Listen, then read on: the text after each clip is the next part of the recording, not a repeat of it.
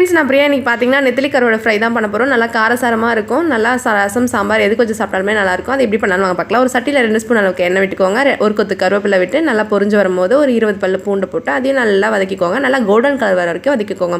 அதுக்கப்புறம் ஒரு 2 வெங்காயத்தை நல்லா பொடி பொடியாக நறுக்கி வச்சுருக்கேன். அதையும் சேர்த்து தேவையான உப்பு சேர்த்து நல்லா வதக்கிக்கோங்க.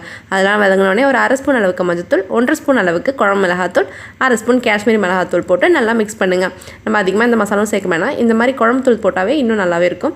அது 2 ஸ்பூன் அளவுக்கு நல்லெண்ணெய் விட்டுட்டு அதையும் நல்லா மிக்ஸ் பண்ணிவிட்டு ஒரு 3 ஸ்பூன் அளவுக்கு புளி தண்ணியும் சேர்த்துக்கோங்க. அதெல்லாம் நல்லா வதங்கி சுருண்டு வரும்போது தேவையான உப்பையும் சேர்த்து நல்லா மிக்ஸ் பண்ணிக்கோங்க. நல்லா எண்ணெய் விரிஞ்சு வரும் இல்லையா, அந்த சமயத்தில் நான் வந்து ஒரு அரை மணி நேரமாக வெதப்பான தண்ணியில் ஊற வச்சுருந்த கருவாட்டை போட்டு அதில் மிக்ஸ் பண்ணிக்கிறேன். கருவாடை அந்த வெதப்பான தண்ணியிலே வெந்திருக்கும். அதனால் நம்ம வந்து இதில் தண்ணி ஊற்றி வேக வைக்கணும்னு அவசியம் இல்லை. ஒரு பிளேட் போட்டு மூடி வச்சோடனே நல்லா பாருங்கள், கருவாடு நல்லா ரெடி ஆகிடுச்சு. ஒரு 5 நிமிஷம் பிளேட் போட்டு மூடி வைங்க, கருவாடு ரெடி ஆகிடும். உங்களுக்கு இந்த வீடியோ பிடிச்சிருந்தா லைக் பண்ணுங்கள், ஷேர் பண்ணுங்கள். Priya Das life style